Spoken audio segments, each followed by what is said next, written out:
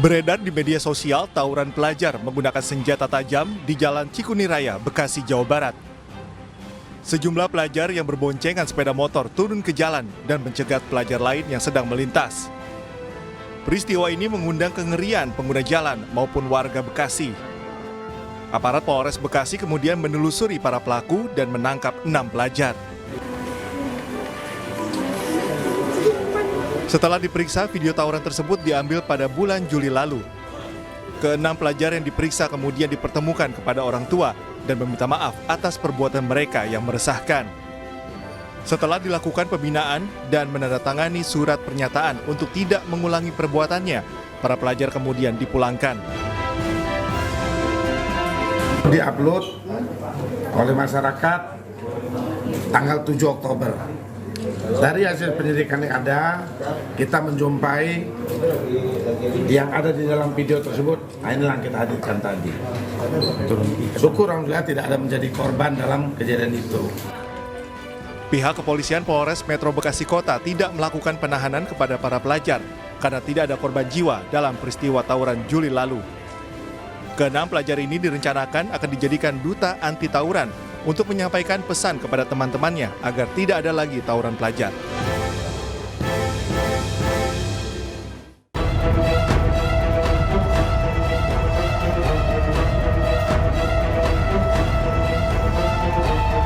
Beginilah video aksi sekelompok pemuda yang mengacukan senjata tajam sambil mengendarai sepeda motor di lintas timur Desa Kabayan, Kecamatan Pandeglang, Banten.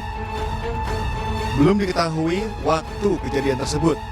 Namun warga menduga kejadian itu terjadi pada Agustus 2022 lalu. Warga menduga para geng motor tersebut sengaja melakukan aksi mereka hanya untuk mencari lawan mereka. Kejadian tersebut juga terjadi di daerah Serang, Pandeglang, dan Kabupaten Lebak, Banten. Meski video tersebut diduga merupakan video lama, namun kemunculan remaja membawa celurit dan samurai sambil membawa sepeda motor sangat mengkhawatirkan.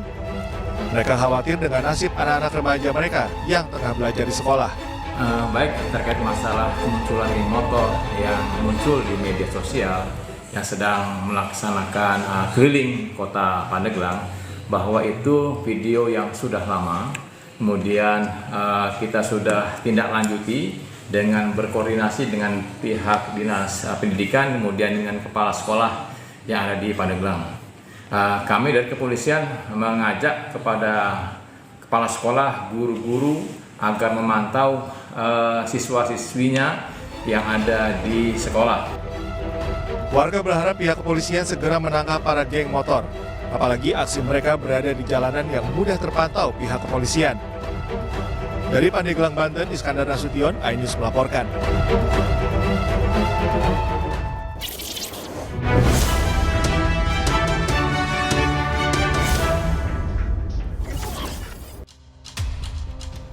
Miris sekali melihat anak muda bergerombol, mengganggu ketertiban. Ingat, bergerombol mengganggu ketertiban itu bukan hal yang sangat keren. Kalau lo ingin terlihat keren, buatlah sesuatu yang bermanfaat buat orang di sekitar lo. Ingat, masa muda tidak akan terulang kembali. Lakukanlah hal positif dan bermanfaat bagi diri lo, agar lo tidak menyesal di kemudian hari. Gue juga apresiasi sekelompok pelajar di Bekasi, Jawa Barat. Mereka meminta maaf karena telah melakukan aksi tawuran. Tidak ada kata terlambat untuk berubah. Gue berharap hal ini juga diikuti oleh pelajar lain, agar tawuran tidak terulang di kemudian hari. Agar tidak ada lagi korban jiwa akibat tawuran.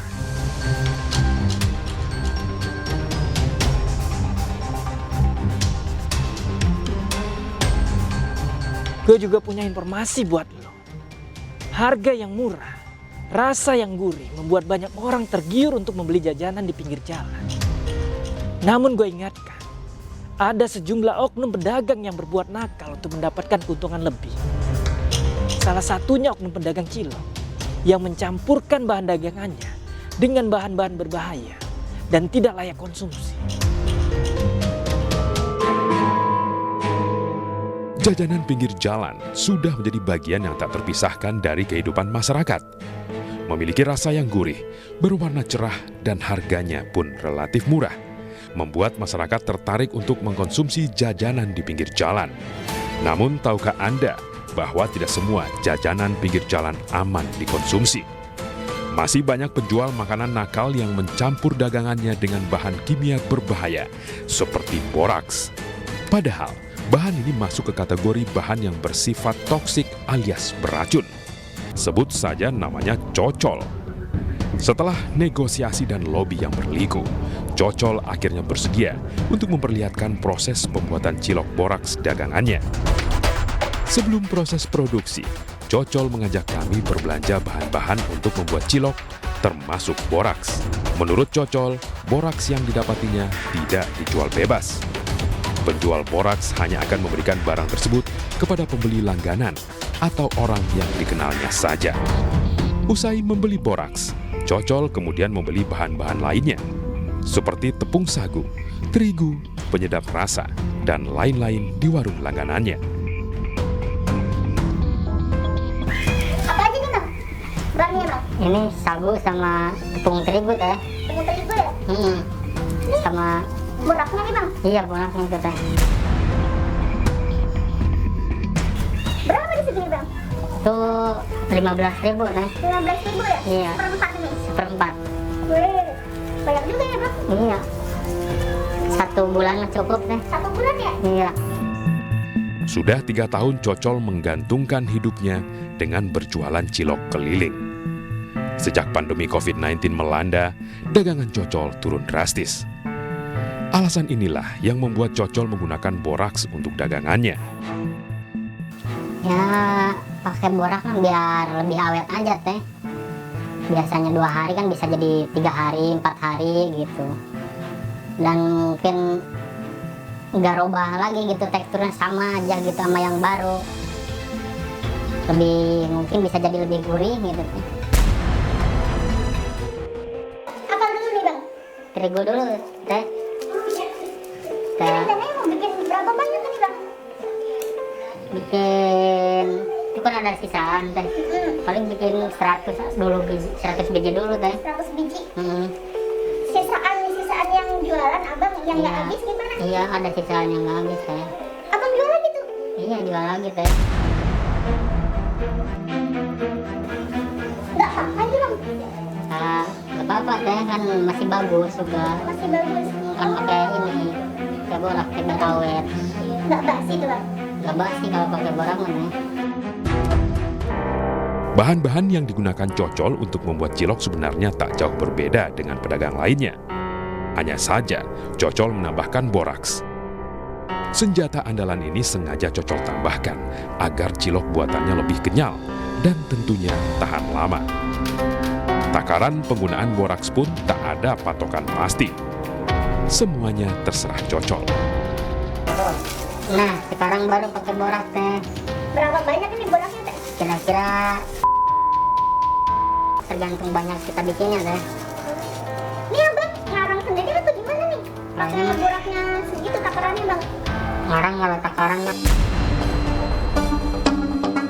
Tapi kalau idenya ada yang ngasih tahu gitu teh. Oh, Kalau takarannya ngarang gitu. belajar pakai borak ini dari mana sih bang dulu bang? Dari temen deh kasih tahu. Cuma kalau prakteknya nggak dikasih tahu, cuma suruh campur aja. Cocol mengaku mengetahui bahaya boraks jika dimakan manusia. Namun ia tetap nekat menggunakannya. Tapi abang tahu nggak sih sebenarnya kalau pemakaian borak itu tidak boleh bang? Tahu deh, kalau mau gimana lagi ya. Kalau nggak habis lagi saya nyoba-nyoba gitu tadinya. Tapi ternyata iya gitu awet deh. Saya jadi pakai jadi nyampe sekarang gitu. Dagangannya kayak jarang habis gitu. Suka nyisa gitu banyak. Kalau nyisa banyak kita kan rugi juga gitu kan. Kalau gini mah alhamdulillah gitu, maksudnya kalau ada sisa juga masih bisa dibesokin. Tak hanya menggunakan boraks, saat mengolah adonan cilok buatannya, Cocol juga tidak mempedulikan kebersihan. Padahal kebersihan dalam membuat makanan sangatlah penting untuk menghindari masuknya bakteri dalam makanan. Iya teh, langsung aja pakai tangan. Abang kan tadi belum cuci tangan kayaknya deh. Tanggung teh, biarin lah. Biar ada vitaminnya, Vitamin apa bang pakai tangan? biar agak gurih-gurih teh. Cocol kemudian mencetak cilok agar semuanya sama besar. Cilok yang sudah terbentuk kemudian direbus hingga matang. Dalam sehari, Cocol bisa membuat 400 hingga 500 biji cilok. Jumlah tersebut tergantung sisa dagangan cilok hari sebelumnya. Dengan modal 100.000, Cocol bisa mendapatkan keuntungan hingga Rp300.000 dalam sehari. Nah sekarang gue akan kembali membacakan laporan yang masuk. Laporan pertama dari Atia 89. Lapor Pak Polisi, masih banyak judi yang terjadi di daerah Tarutung Tapanuli, Sumatera Utara. Mohon segera diusut Pak. Laporan selanjutnya dari Edvano 90. Di daerah Pengasinan Rawalumbu, Bekasi, masih sering terjadi aksi pencurian. Mohon segera ditindak, Pak. Selanjutnya, dari Ed Aci. Izin melapor, Pak. Di daerah Kedamaian, Bandar Lampung. Pada malam hari masih sering ada pengendara motor membawa samurai. Sangat meresahkan warga. Mohon patrolinya, Pak Polisi. Ingat, Anda tidak perlu takut untuk bersuara. Gue Bang Ano bakal jadi suara bagi yang resah dan takut. Gue bakal jadi wajah bagi para pengungkap kebenaran.